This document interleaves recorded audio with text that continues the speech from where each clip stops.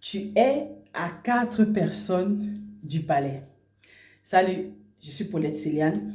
Et samedi dernier, samedi 9 mars, en fait, à l'occasion de la Journée internationale de la femme, j'ai assisté à une conférence, en fait, où la conférence, en fait, avait pour but de motiver, en fait, les femmes à pouvoir entreprenantes, à pouvoir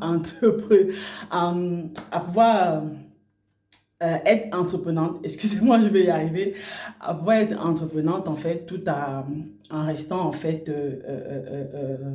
loyale. Et lors de cette conférence, il y a eu une intervenante, en fait, pasteur Juliana Ondo, qui a intervenu, et elle a dit quelque chose lors de son intervention. Et elle disait que elle disait qu'on était à 4 personnes de, du mariage, en fait, de notre mari. Et moi, en fait, la façon dont je l'ai, en fait, j'ai interprété ça autrement, qui est aussi la même chose, en fait, vu à partir d'une expérience personnelle, en fait, que j'ai vécue et qui m'a beaucoup interpellée. Et c'est là où j'ai dit, bah, tu es à 4 personnes de la royauté. Tu es à 4 personnes de la royauté. Vous savez, quand tu nais avec un plan que Dieu a tout tracé pour toi. Quand je dis tout tracé, un plan, en fait, que Dieu a mis sur ta vie. Là où il veut que tu arrives. Ce que tu dois normalement manifester afin que d'autres personnes soient bénies. Et parfois, notre attitude, parfois on se dit non, on va y arriver tout seul. Non, on ne va pas arriver tout seul. On a besoin des uns et des autres pour pouvoir, en fait, cheminer et pour arriver à cela. Et tout va dépendre, en fait, de ton attitude. Et souvent, l'attitude et le caractère qu'on a, la plupart du temps, quand on n'a pas en fait, quand on n'a pas l'attitude qu'il faut, parfois en fait, on loupe tout et on passe à côté de ces connexions. Et quand on passe à côté de ces connexions, on se rend compte parfois qu'on est passé à côté. Et quand on se rend compte, il est parfois trop tard. Et pour attendre encore, en fait, que cette occasion, en fait, se manifeste encore dans notre vie, il y a un temps, il y a vraiment un grand temps qui passe. Ça peut être de 5 ans, ça peut être de 10 ans, ça peut être de 15 ans, pour que le Seigneur nous connecte encore, en fait, à ces personnes qui va faire en sorte qu'une porte soit ouverte et une autre, et une autre, et une autre, pour qu'on atteigne, en fait, pour nous permettre, en fait, d'atteindre ce but. Mais malheureusement, beaucoup d'entre nous, on pense qu'on va y arriver seul. Ça, c'est pas possible. C'est pas possible. Même les présidents, même les rois ont besoin, en fait, des personnes pour pouvoir atteindre leurs objectifs. Donc, ces personnes qui pensent qu'ils vont arriver tout seuls, qui se disent, bon, moi je suis tout seul, je vais arriver tout seul, c'est pas possible. C'est pas possible, en fait. Et là, aujourd'hui, je vais vous partager, en fait, une histoire dans la Bible, l'histoire de Joseph, qui est dans Genèse 30, en fait, à partir de Genèse 37 jusqu'à Genèse 50. Donc, je vous invite à aller lire l'histoire de Joseph dans la Bible, qui est une histoire vraiment incroyable et qui est une histoire, en fait, il y a tellement d'enseignements à tirer là-dedans que voilà. Et je vais vous partager, en fait, je vais vous dire en gros, Joseph, en fait, était à 4 personnes du palais. Joseph, en fait, c'est, voilà, je ne vais pas vous relater tout l'histoire biblique, mais je vous invite, une fois de plus, je me répète, d'aller lire. Joseph, en fait, était un enfant, en fait, l'enfant de Jacob. En fait, c'était un enfant qui, Jacob l'aimait beaucoup et tout. Et il avait reçu, en fait, des songes, en fait, venant de Dieu, qui devait être, en fait, quelqu'un de grand et que ses frères allaient se prosterner, en fait, devant lui. Et voilà, c'était un enfant zélé et son papa l'aimait beaucoup. Son papa l'aimait beaucoup et l'amour qu'il avait pour Joseph, en fait, il ne le cachait même pas à ses frères. Et ce qui a créé, en fait, un sentiment de frustration, de jalousie, de colère pour ses frères. Et un beau jour, il passe, son papa l'envoie, en fait, pour aller voir ce que ses frères faisaient. En fait, ses frères étaient allés paître des brebis. Et par arriver là-bas, ses frères, en fait, bon, je vais faire l'histoire courte, ses frères, en fait, le vendent, en fait, aux Ismaélites comme esclaves, en fait. Tout ça par jalousie. Bon, ils avaient déjà envie de le tuer, mais et voilà, il y a un de ses frères qui a dit que non, ne le tuons pas et tout. Et ils ont masqué, ils ont annoncé à leur père qu'il était mort. Et ça, c'est la première connexion qui est malheureusement ce que je pense que Joseph ne savait même pas qu'il allait passer par là. Et c'est souvent notre situation à nous. Il est vendu en tant qu'esclave aux Ismaélites et il arrive en Égypte. Il est vendu aussi, encore une deuxième fois, comme esclave à Potiphar. Ça, c'est la deuxième connexion. Il arrive dans la maison de Potiphar, il travaille bien, il est intègre, il respecte ses valeurs et tout. Et la troisième personne, ça va être la femme de Potiphar. La femme de Potiphar qui va tenter de le séduire, qui va tenter de la madouer pour, voilà, pour pouvoir avoir des rapports avec lui. Jusque-là, Joseph, il reste intègre. Pourquoi? Parce qu'il sait de quelle maison il vient. Il a reçu une éducation, il a reçu des valeurs, il est resté intègre.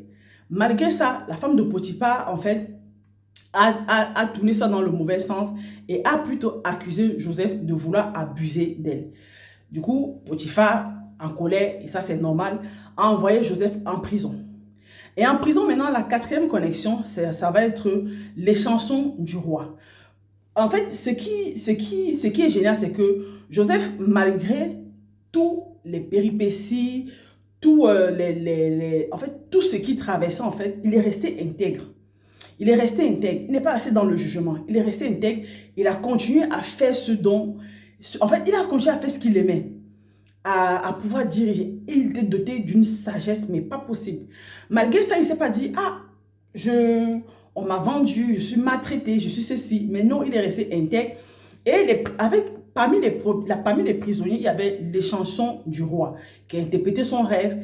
Et il était vraiment serviable, en fait. Il a même servi, même pendant la prison, il a même servi, en fait, les soldats qui étaient là-bas, puisqu'on a vu la sagesse qu'il dégageait. Il a mis des stratégies en eux pour pouvoir, en fait, multiplier leurs élevages, en fait. Et il a interprété le rêve de les chansons du roi. Et il a dit à les chansons du roi que quand tu vas sortir, ne m'oublie pas. Mais malheureusement, les chansons du roi l'ont oublié. Et c'est ce qui se passe parfois dans nos vies. On est souvent connecté à des personnes et croyant que voilà, ces personnes vont parler de, voilà, qu'ils ne vont pas nous oublier et tout. Mais comme on dit, Dieu est amour et Dieu est bon. Quand il a tracé quelque chose, quand il a dit quelque chose sur ta vie, en fait, tout ce qui te reste à faire, c'est en fait, de rester digne. De rester digne, de rester honnête et de continuer en fait à travailler sur ce que Dieu t'a donné. Et arrivé maintenant, quand les chansons du roi est sorti, c'était les chansons du roi Pharaon. Quand il est sorti, Pharaon a reçu un rêve. Et malgré son entourage, ses marabouts et tout ce qu'il y avait autour de lui qui avait l'habitude d'interpréter son rêve, ils n'ont pas pu interpréter son rêve. Et c'est là où les chansons du roi se rappellent de Joseph. Donc il a fallu qu'en fait, il a fallu en fait que Pharaon en fait ne puisse pas et son gouvernement ne puisse pas en fait interpréter le rêve, que les chansons du roi se disent mais attends, il y a un problème ici là en fait, il y a un problème, personne n'arrive, Pharaon est en colère, il se dit mais comment vous n'arrivez pas et tout. C'est là où il se rappelle que ah tiens, et c'est là où il dit au roi quand on était en prison, il y avait Joseph et tout. Bref, il raconte et on fait appel à Joseph. Donc, Joseph sort de prison. Joseph sort de prison juste parce que il a quelque chose que le roi a besoin. Il a quelque chose que le roi a besoin. Du coup, il sort de prison pour aller interpréter le rêve de Pharaon. Il dit à Pharaon, ce n'est pas moi, mais c'est l'Éternel. C'est lui qui va interpréter. Pourquoi? Parce qu'il reconnaît déjà que ce n'est pas par lui. C'est Dieu, en fait, qui révèle, qui l'a donné, en fait, ce don-là pour qu'il puisse interpréter ce rêve. Je vous raconte ça pourquoi. En fait, parfois dans notre vie, Dieu nous a parlé, il nous a donné des directives. Voilà, il a dit que oui, voilà, tu seras grand, tu seras ceci. Et parfois, notre attitude fait en sorte que nous sommes parfois disqualifiés. Pourquoi? Parce que parfois, on n'est pas intègre. Dieu nous connecte à des personnes que nous devons servir et nous ne sommes pas intègres du tout. nous sommes, à chaque fois, on va se lamenter, nous sommes dans l'accusation, on va critiquer.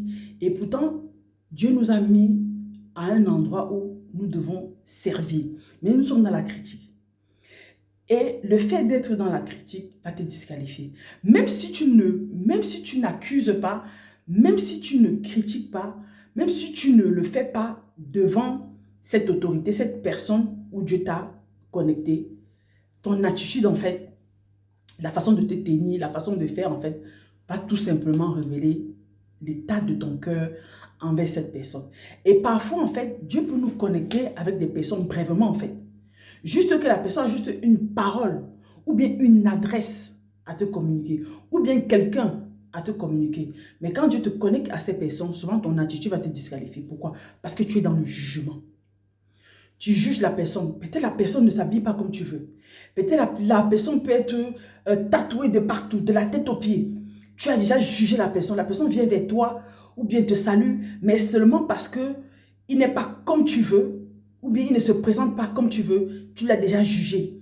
La façon de te tenir. Quand tu vas le repos, il va sentir que ici là je ne peux pas parler. Pourtant cette personne avait une parole pour toi.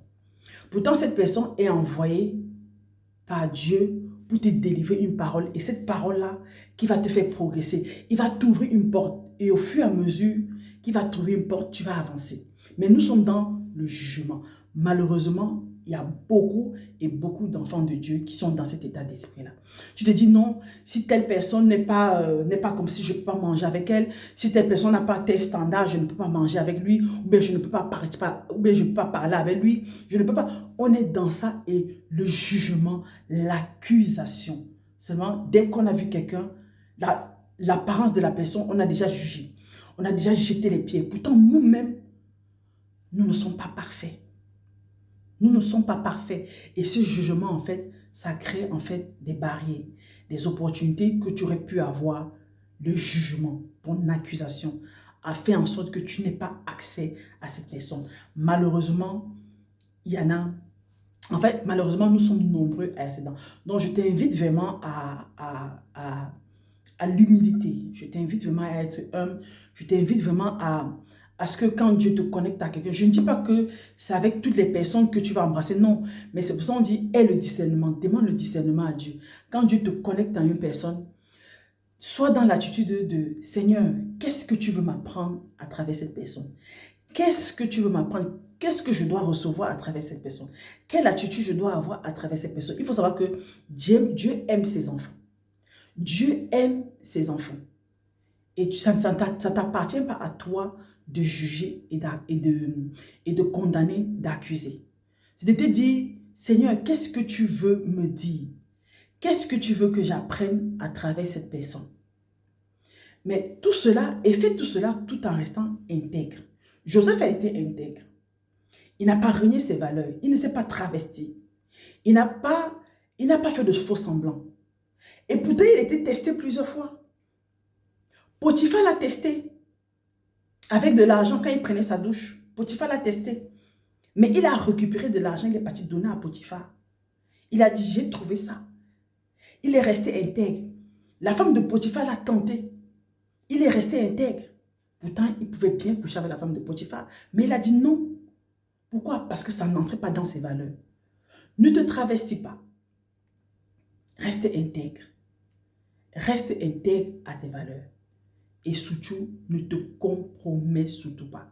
En restant là-dedans, tu auras l'impression que rien n'avance, tu auras l'impression que oui, que au contraire, au lieu d'atteindre la royauté, que tu as les peaux de banane, non. Tu as l'impression que tu n'avances pas, mais tu es en train d'avancer. Et tu vas atteindre certainement et sûrement ce que Dieu t'a demandé. Mais ça demande ton implication à toi. Dieu ne viendra jamais faire à ta place. Tu dois t'impliquer et garder tes valeurs. Merci beaucoup de m'avoir écouté. Likez, abonnez-vous, partagez la vidéo et surtout commentez. Merci bien. Au revoir.